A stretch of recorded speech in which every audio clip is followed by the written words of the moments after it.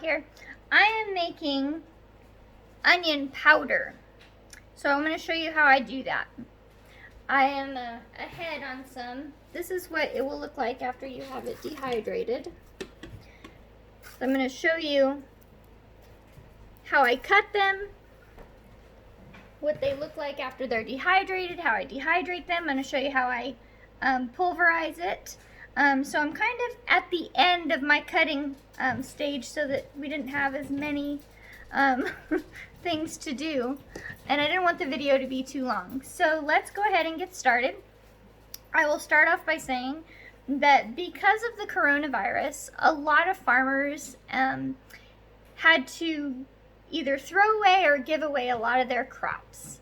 And so that's how I came into a bag, a 50-pound bag of red onions. And so I decided, what can I do with 50 pounds of onions? Well, I can make onion powder, I can make minced dried onion, I can do all sorts of stuff, ways to preserve it. So I'm going to share with you how I do that. So here's my onions.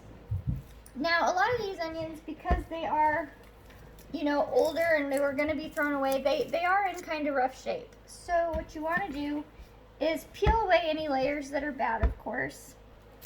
You want to cut your ends off, and then you can inspect. You know, we've got some bad parts, so we want to make sure that we peel all of that off. Just peel it away, put it in the compost, or if you throw it away, throw it away. This is going to make it a whole lot easier for you to have a good clean cut without worrying about cutting out bad spots. It's okay to just peel away those bad layers. You have a lot of onion left after that. So here we go. So there we are with all of our good layers. I'm going to rinse it off real quick.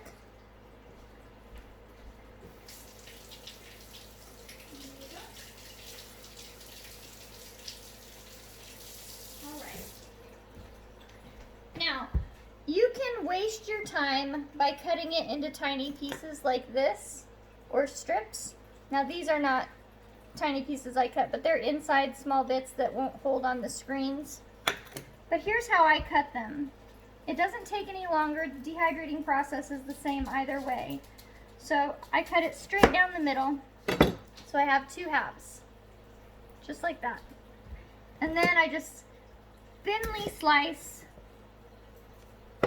about that much. It's going to look like that. And this whole piece will go into the dehydrator, just like that. Now, keep in mind, when this is dehydrating, all these smaller pieces in the middle, they're going to rise up. So try to face them facing up to where those pieces won't be pushed out the back. So let's go ahead and cut these real quick. They don't have to be perfect. Your dehydrator does not care. If you have a small dehydrator, you want to make sure that you cut your pieces to where they will fit. If you have a larger dehydrator like I do, then you want to make sure that the way your trays stack, that they're not too thick up and down to where you can't slide your tray under there. Because even though I have a fairly large dehydrator, my rows do not have a whole lot of space between them.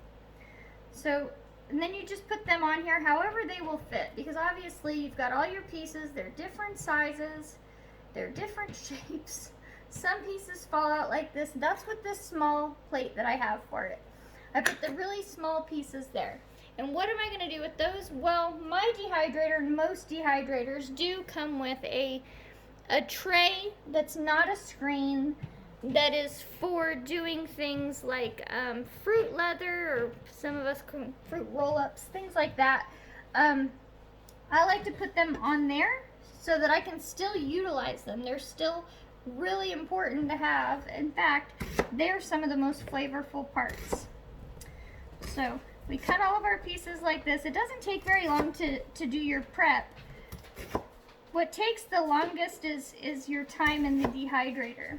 So I'll show you in a minute what I use, what temps I use, how long I use. I think it's important to understand that when it comes to dehydrating onions, it takes a lot longer than as if you are dehydrating bananas or strawberries or something like that. About 12 hours, I would say. I fooled around with a couple different times last night. I did 8 hours, and they weren't quite dry enough. You want to make sure that they are not flimsy or leathery at all. You need them to be 100% completely dry to where if you touch them, they will snap. If you look at this piece right here, if you barely touch it, it snaps. And it makes a crispy sound. Keep in mind, they're also cooked at that point. So you can eat them and they're really good. They're very sweet and delicious. So there's that. Now, I've showed you how I cut it.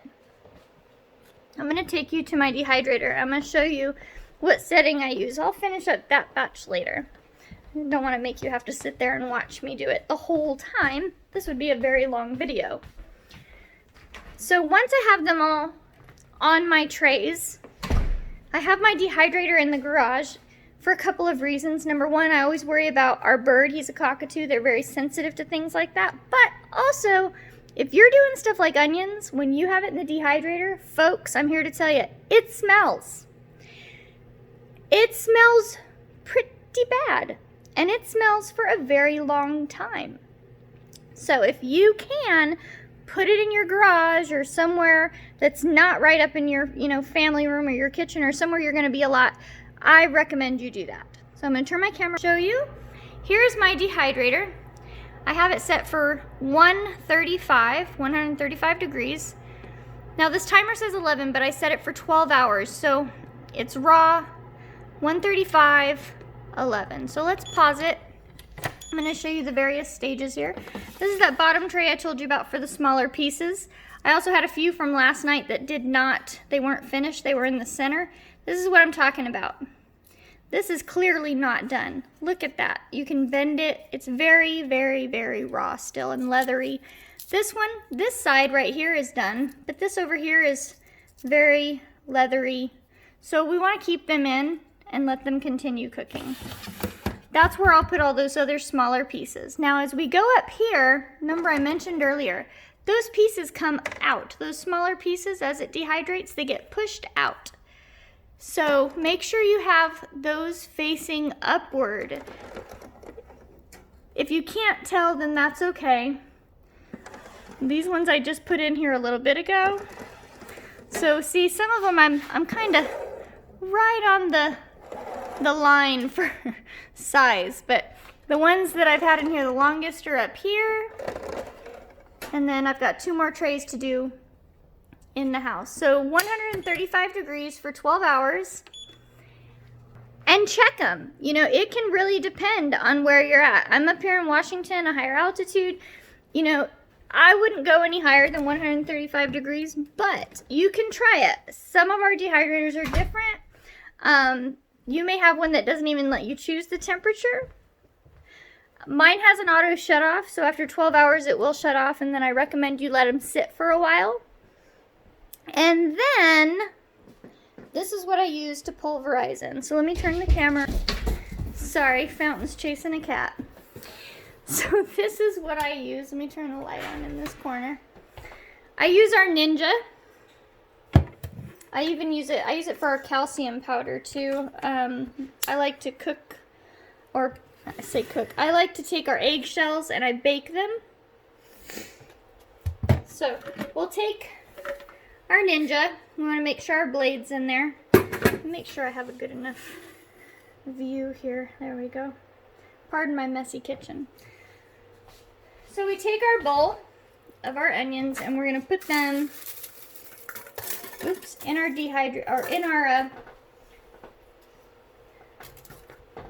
Ninja here.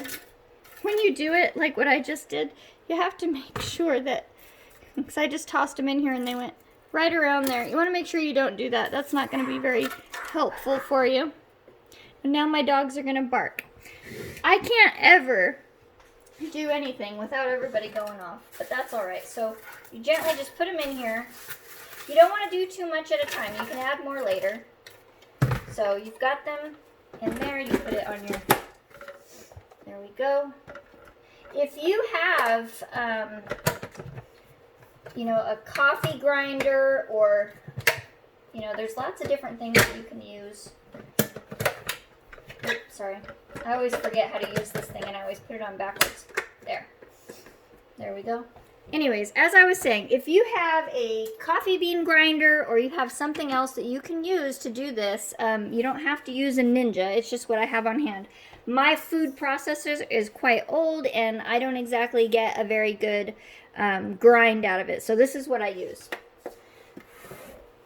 I have to make sure I plug it in. We rotate appliances through this one outlet.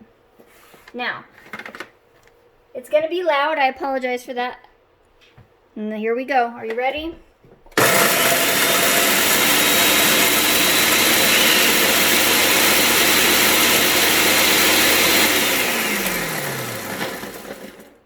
Now, I'll show you how it's doing. Look at that. Now, you could stop here if you wanted to, and you'd have your minced onion. But I'm making powder, so we want to keep going. There you go.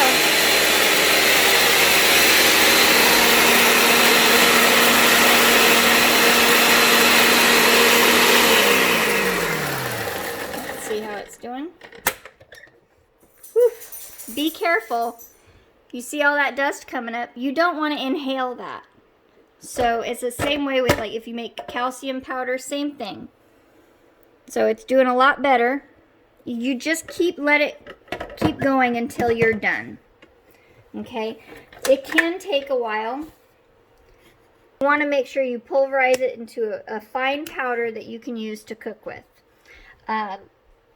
Again, you can use the same technique for a shorter period of time to make the minced onion that you can cook with. So as always, thank you so much for your support. Please like and subscribe and feel free to share with your friends. We are on Facebook. It's Shadows Grove Homestead. The link will be below. Again, as always, thank you and I'll win.